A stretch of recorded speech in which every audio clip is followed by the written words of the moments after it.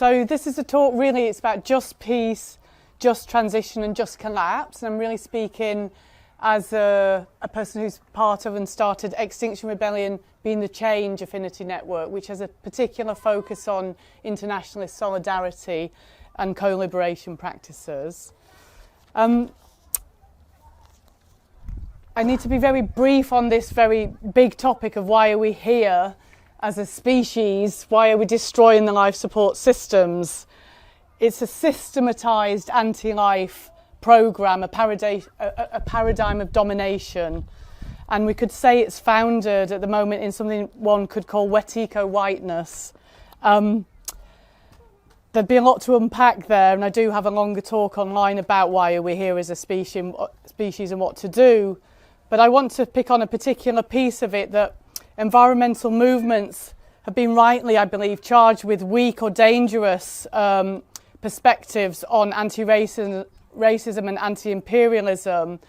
And in the last few years, I've spent more time listening and collaborating with the marginalised visionary leaders of colours and cultures in our movement, Pan-Africanists, co-liberationists, and XR-BCAN formed as a result and is linked to the XR Internationalist Solidarity Network. And I have to say that XRISN has been defunded by our movement, and along with BCAN, we have been marginalised to a point that some factions have said that we're not recognised. So that's showing something of the disrepair, I think, and not necessarily to get deeply into that conflict at the minute, but it's here. And I want to say a note on sort of things that may feel charged in this talk. I'm going to be talking about African military leaders. They're here, Traore, Goita, Chani on my chest. And we're trained in the global north, especially those of us who are racialised as white, to have a reaction to African men in military uniforms. It's not likely to not be a good reaction. So notice if these feelings come up in your body, and let's wonder what information's there for us. I'm talking about military coups, and they're linked to Russia and China, and we can talk about those in the questions if people have got questions. So not to skip over anything, but just to answer questions as they're alive in this space. So when I say wet eco-whiteness has been systematised, first of all, what I'm talking about is the domination of the left hemisphere in a trauma driven culture or non-culture. It's symptomatic of an overactive left brain hemisphere.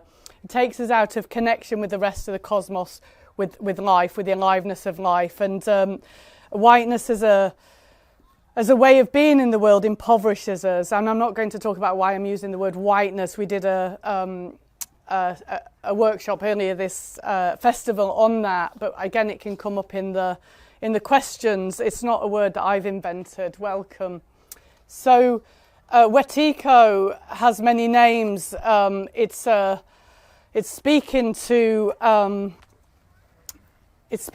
mind virus that takes us into a domination paradigm. It masquerades as culture, and the socialisation patterns interactions and reinforces itself. And it's a phenomenon that gets named in many cultures, including it also gets called Wendingo. Wetiko is of the Algonquin First Nation peoples. It's called Urugu in West Africa, the hungry ghost in Buddhism, the Rakshasas in Hinduism. It's also called left hemisphere chauvinism, or the story of Moore, or the machine mind is what Vandana Shiva calls it. Some people might call it patriarchy.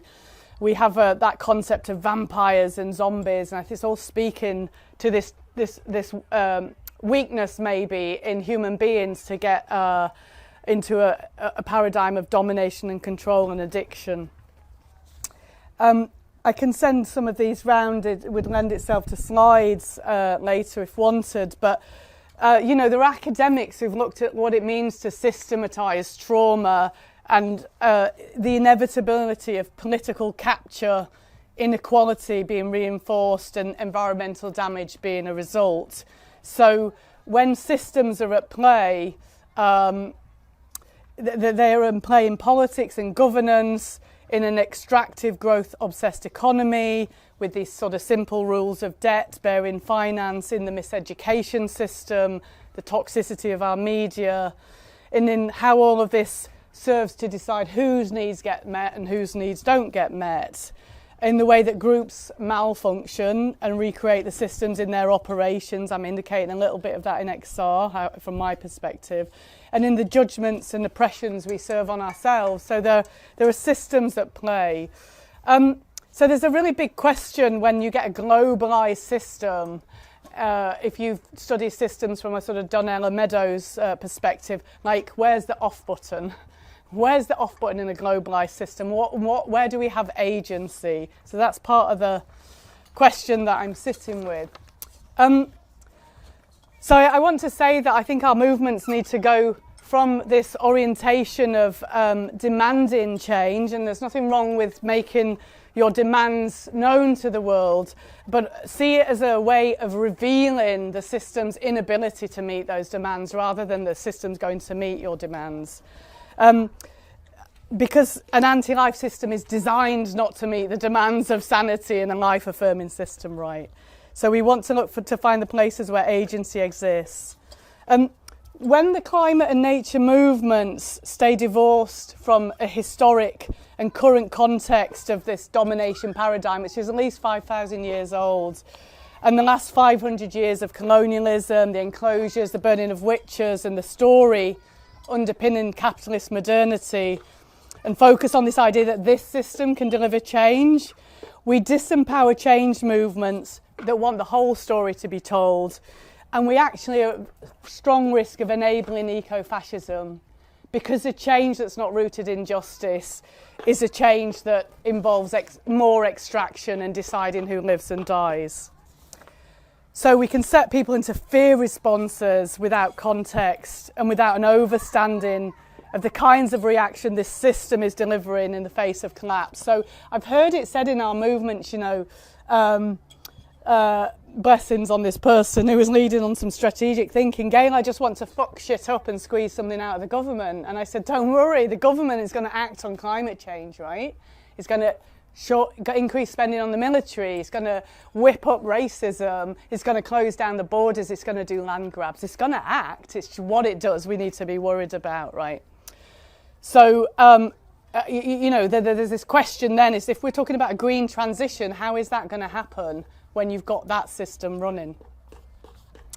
I want to just say really there's an aliveness of life that I feel like we're being called back into, and I'll finish on a prayer. And actually thank you, Jake, earlier for your talk, because you reminded me about the idea of marrying land, marrying life. I feel a calling of spirit in these times to find that aliveness. And in that way, I just wanted to bring in Al Noor and Lynn Murphy's 5-element mandala as a framing for how we might think about change in these times. Sorry for the camera action here, but the way they're doing it is that there's the element of ether coming through the middle, where we're affirming the life, we're feeling the life forces through us. And there are 4 major areas we want to be focused on. I've just used some random objects to represent it, but cultural change, absolutely necessary, and so much of it happening out here in this space being seeded. We need to support the resistance movements from indigenous places, and this is the M62 movement of Niger that got people on the streets in support of the military coup that I'll be speaking to. Very honoured to receive that T-shirt. Here's my shaming jacket. I did some community payback. It's part of being in a social movement. Social movements are essential. Used to have to text my kids, your mum's sweeping the streets outside the school, boys. Oops. Social movements. And actually honouring Roger Hallam, who was here with us a few minutes ago on the phone to Jamie, organising his next talk that he wants to give. Somebody is able to circulate the sign up for the Tell the Truth 5. Whole Truth 5, thank you. So if you'd like to sign that petition. And then the other piece is building post-capitalist infrastructure. We've got to build the infrastructure. That includes things like assemblies, new forms of economic systems, health processes, etc. There's a lot to do, folks. And I'd like to add to this framing to say what we're aiming towards are three different things: just peace, just transition, and just collapse. And they're all interwoven, actually. But to start on the point about peace, peace being more than just the absence of war, and it requires justice and the right for all peoples to their self-determination, to their sovereignty. And at this time, there are parts of the world that have already, where there have been struggles, and there are liberated and indigenous territories that have been defended, like Rojava. You know, there have been revolutionary coups. Not all coups are reactionary, some are revolutionary. In some cases, we've managed to get progressive left leaders elected, like in Colombia. So there's a need at this time to really reinvigorate international solidarity and a determination to stop an imperialist war machine. There are NATO forces being kicked out of Niger at this moment, for example. Do we know that? Are we backing them? Are we celebrating that? So there's a responsibility on the global north to focus on demilitarisation, anti-war, and rebuilding the anti-colonial solidarity movements that have been around in the past. Sorry, my sister. Is this the matriarch? It's over there, my darling, in the TP. Solidarity to the matriarch. Matrifocal cultures, as I understand it, actually. Peace Lotus Day happens on April 30th, and it's one opportunity that we bring in BCAN and XRISN to focus on the just peace, which recognises people's right to fight for their freedom and their safety. So, just transition.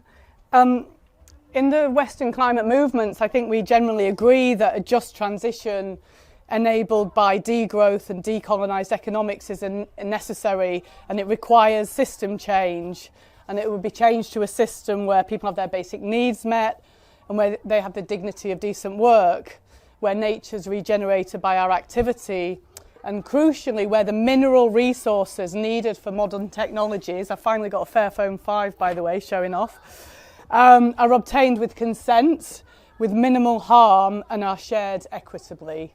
Even if they are going to be extracted, right?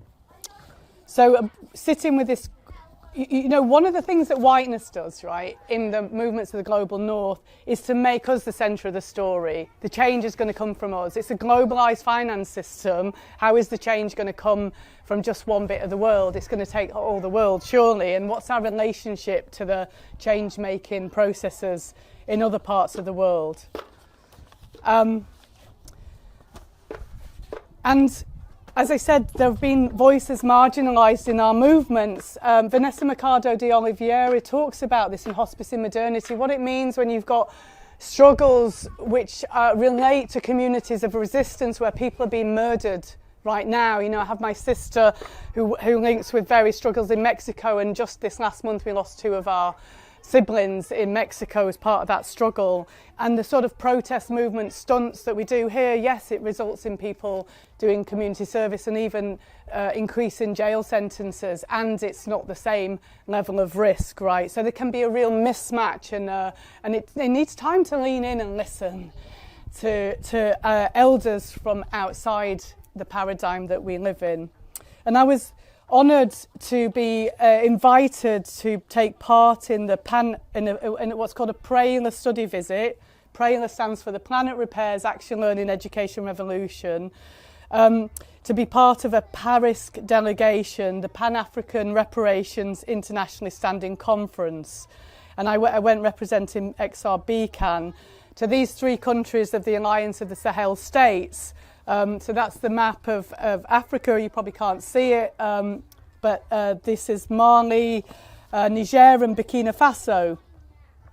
Those three countries have chosen to form a military alliance because there was a threat to their struggles from outside that was being whipped up by the West. And in fact, in the run-up to this delegation, there was the possibility of going with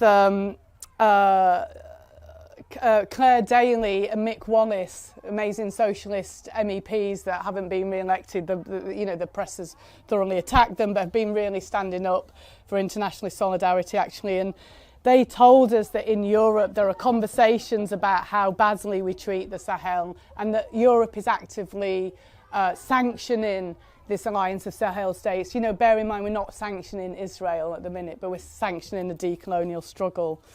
They also told us that with British and European monies, a small war was started in Mozambique, I believe, to clear farmers off the land, but the local tribes joined in the struggle in order for Total Gas to get access to more gas fields. So this is what's getting done in our names, that we need to be, if we're not in international solidarity and sharpening up our geopolitical awareness, we're not going to be paying attention to these things. I'd also like to mention that Erica Chenoweth, in a recent talk in Oxford on civil resistance movements, has noted a sharp decline in our effectiveness, unfortunately, and part of it is because mercenaries are paid to kill people, whereas the military might not have killed their own people, right? And what's happening as a result of that is some people are backing coups as a way to achieve sovereignty. So we really need to pay attention to how this is going to be talked about, if indeed it's even talked about or discussed. So the peoples of West Africa are rising up with the help of military leaders, and it is a revolutionary coup. You have the president of Goita of Mali, President Traoré of Burkina Faso, and President Chani of Niger. And but more importantly, really, and if I could show you the slides better, there have been people gathered on the streets in support of the coups, and there's films and videos of that available. And the M62 movement, for example, helped to get the people on the streets in Niger. We met their leaders. So I went there to support this delegation, and we ran press conferences, we met with student leaders, we met with grassroots educators, we met people in civil society, we met social movements, we met Pan-African leaders, we met ministers, and we met a president. And what was a truly beautiful experience was that there was alignment from top to bottom on this moment. And my Pan-African family that I went with was bringing this message that you're giving Africans across the world dignity, and that this is a moment to really respond to, because we've been here before when there's been decolonial movements in Africa and they ended badly because, well, for various reasons actually, but we have to be ready and learn from the past. So why is this relevant to environmental movements? Why is this relevant to a just transition? Well, and why are they being sanctioned, right, if they're choosing their own leaders?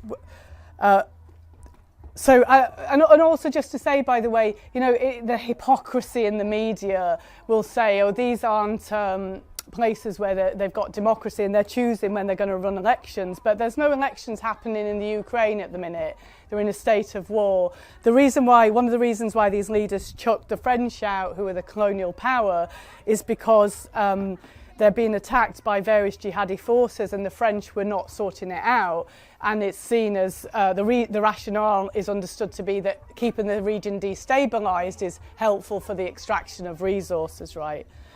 So Niger has said it is now aiming to have a fair market price for its uranium, and Nigerian uranium powers France. I think 75% of French electricity is powered by nuclear power, right? France has been paying 80 cents a tonne for uranium that's 200 euros a tonne on the open market, and Niger is saying that needs to stop. Burkina Faso has said that the so-called debts it has are colonial debts, and it won't recognise those debts. They're repudiating debts.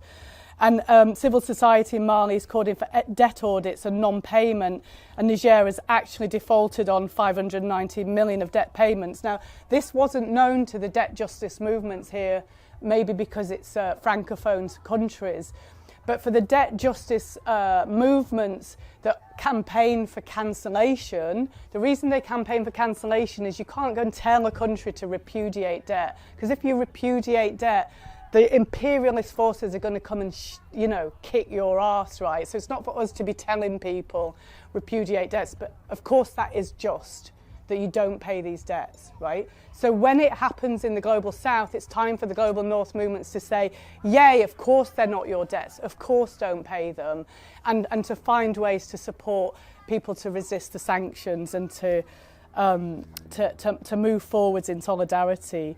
Now, a really significant moment with the Alliance of Sahel States is that they're discussing starting their own currency. And if you've studied Jason Hickel, he said what's going to bring about degrowth in the north is when the global south says no to the debts and makes their own currency and gets themselves off things like the CFA, the French currency that's still there. With Dongo Samba Sayal, who's a Senegalese modern monetary theorist, the sort of people that talk about sovereign money creation, that magic money tree that does exist, they've written about how to go about unilateral decolonisation. The Pan-Africanism is spreading at the minute. There's a sort of revival in Pan-Africanism. It's about Africa having its... being a continent which doesn't recognise colonial borders and can honour in plurinational ways the different nations of indigeneity there and live in peace together and in sovereignty. So this is a moment of uprising of sort of Pan-Africanism. So when our family in the global south are saying no to extraction, that's what a just transition is. That's the penny dropping for me this year. That's a just transition. It's not about us begging the elites for it. It's about us saying, thank you, yes, we agree, we're behind you. And so in the global north, we really now are being called to recognise and act in fulfilling this co-liberation duty of internationalist solidarity and reviving a just peace movement against warmongering fascism and its tendency of eco-fascism, which is alive in our movements even when we don't recognise it. It's really helpful if we get to know our history. There's a brilliant film called African Apocalypse, which is the history of Niger, for example. And it's important to know what happens when these moments happen.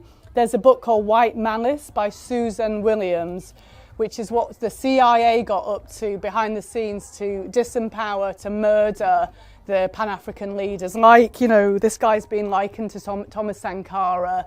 You had Patrice Lumumba in the Congo. You had Kwame Nkrumah in Ghana, who's murdered by the British, poisoned by the British.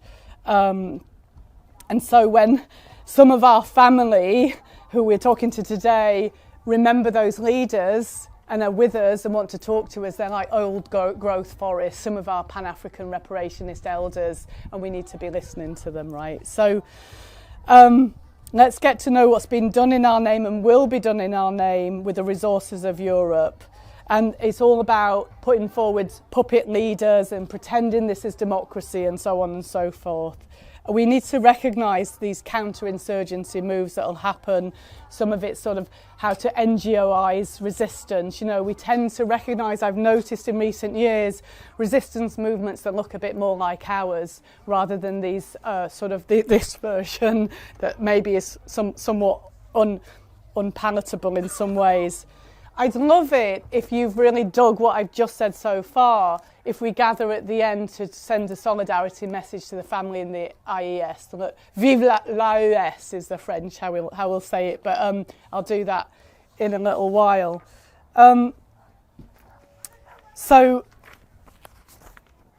Okay.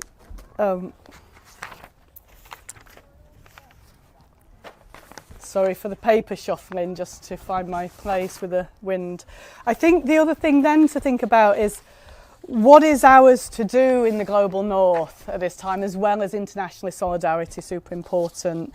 The systems of capitalist modernity are dying, they are collapsing.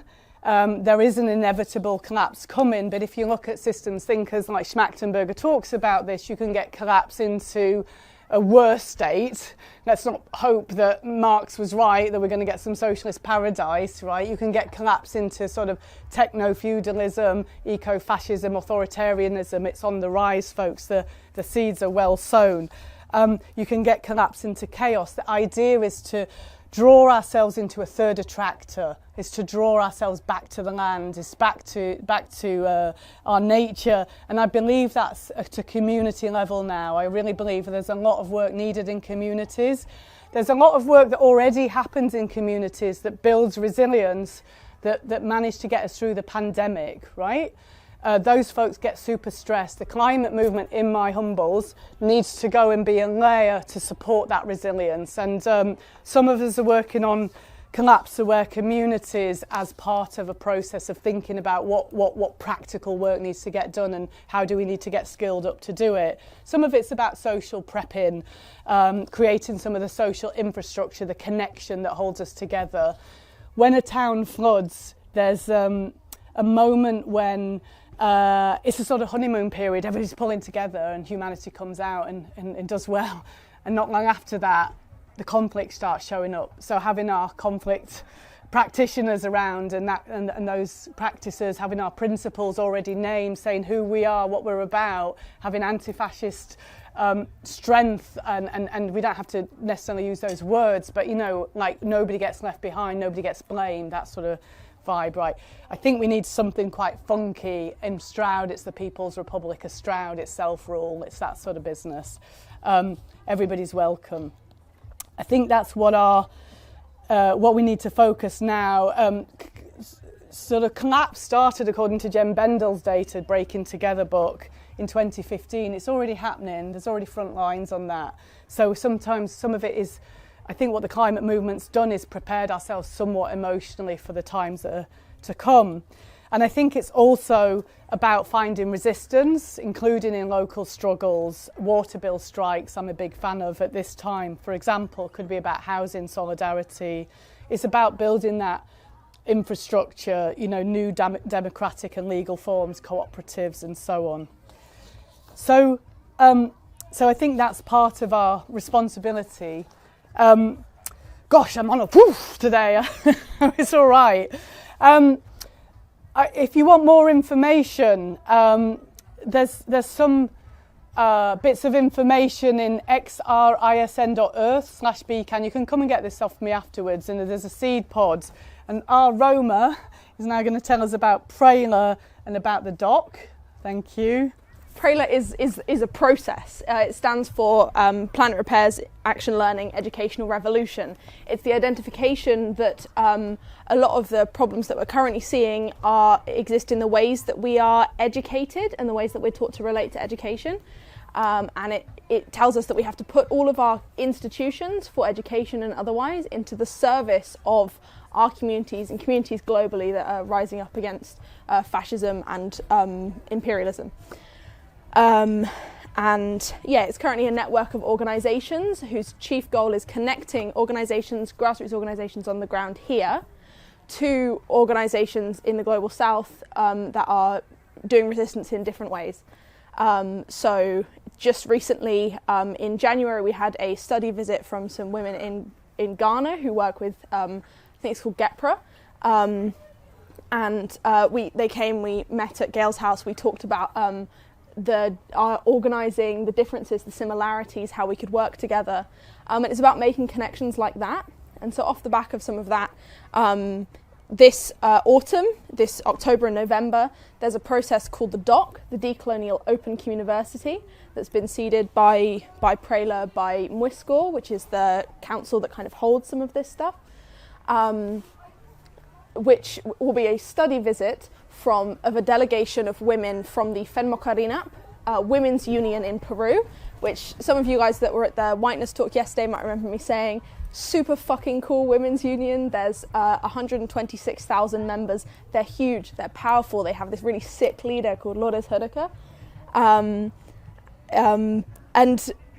So they are coming to visit. They're going to be touring different parts of the UK, mainly where we already have people working, so London, Birmingham, Bristol, I can't think of any more off the top of my head, but yeah, they're coming, they're going to visit, we're going to talk to them about the differences in our organising, the similarities, what we can learn. Yeah, super fucking powerful stuff. And yeah.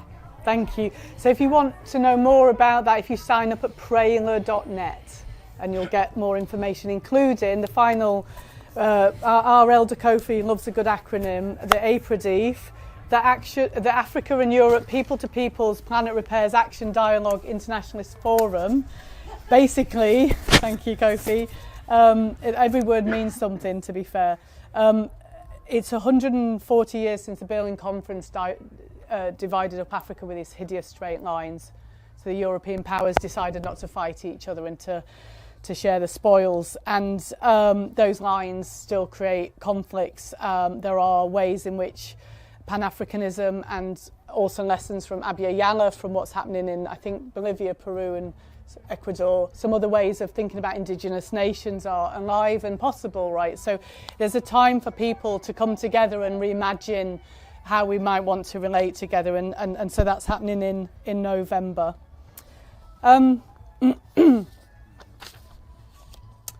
Okay, well that's more or less it.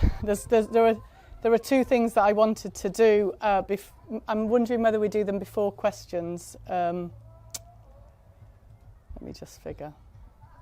I'm sort of feeling in the energy of it. Okay, yeah, I think maybe I just want to spend a moment honouring the rose in the middle of that, which is the life force, right? Because I'm very wordy and I'm probably autistic and quite nerdy, right? I love a good spreadsheet. There's things, there's reasons to, like, why should we do what we should do? I'm very focused on meta strategy in these times. But what's so important is the sourcing of the energy, and I feel it in a prayer of marrying life. I've got this kind of idea that we're going to get on the streets and remarry life and marry the land, right? And I'm sure the more creative people amongst us can find ways to do that in a super beautiful way. But I say it like this: we dedicate our lives to hospicing the systems of destruction, including within ourselves, to resisting harm, to protecting and building islands of sanity, sanctuary, and sanctity. We ask for our arrogance based in separation and fear to be released. We ask that we can forgive ourselves and each other. May we remember who we are, feel where we belong, and see with new eyes. May we trust in the mystery, in aliveness, and in love. Thank you. Thank you.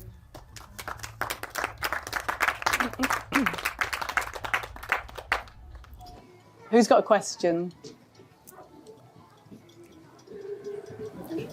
I worry about the violence in faraway places like the Sahel, which I've never been to. So, how it's just, we're very much a non-violent movement. Yes. No, thank you for that question, because, I wrote the principles and values for XR, and many of them came through different people, just to name that, but the non-violence one is the one that we wrestled over most, and it very clearly says we're not here to condemn or judge how other people figure out their own sovereignty and liberation struggles.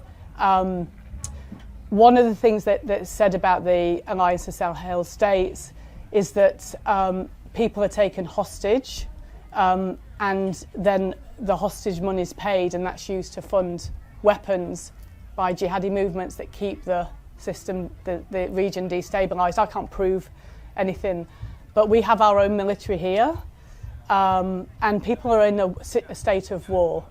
I've also heard in other resistance struggles, the women have had to take up some guns to have a word with the men. Lourdes beat up a guy as part of how we meet patriarchal forces.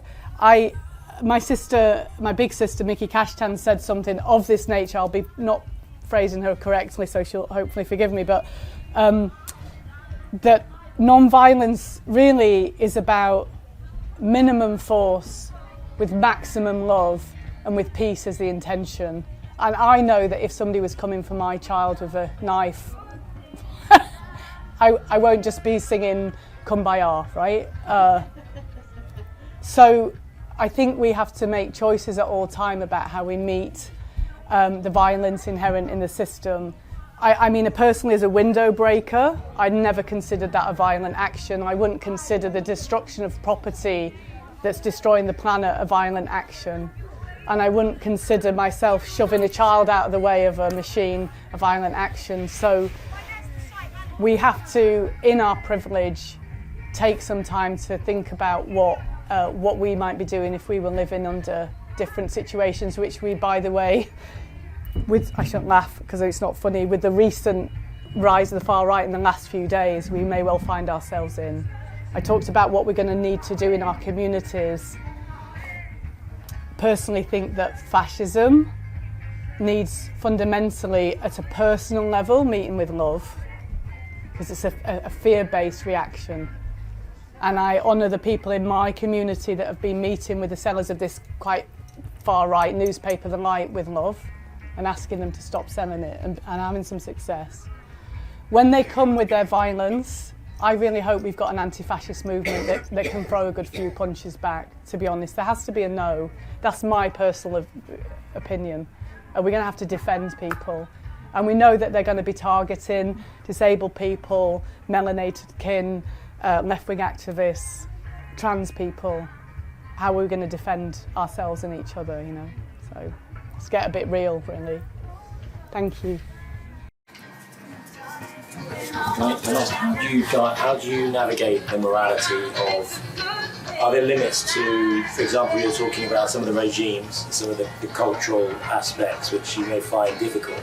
Yeah. Are there limits to what you will work with? So if they say there was a regime that was standing up against corporate capitalism, imperialism, at the same time was also involved in heavy-handed or quite brutal tactics with their own population. I'm just wondering, how do you define the solidarity? Are there limits to it? I mean, I think that has to be a personal question, doesn't it? It's also about having good information, because how can you be sure what's really happening? But to me, it is really about it being people-led. And that's my understanding at the moment of what's happening in the Sahel. It may not carry on being that way, but that's why it's good to have gone and made connections with real grassroots educators and the civil society leaders and the student bodies.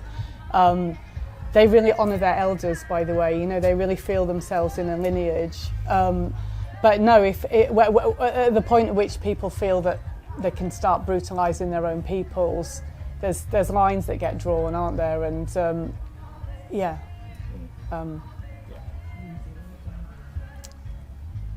Russia, China, anybody?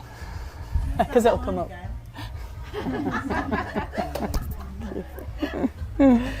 So one of the things that you're going to get told about this is, it's just replacing one form of imperialism with another, because they've got alliances with Russia, with Iran, I think. Is it Iran? I might be wrong. Turkey.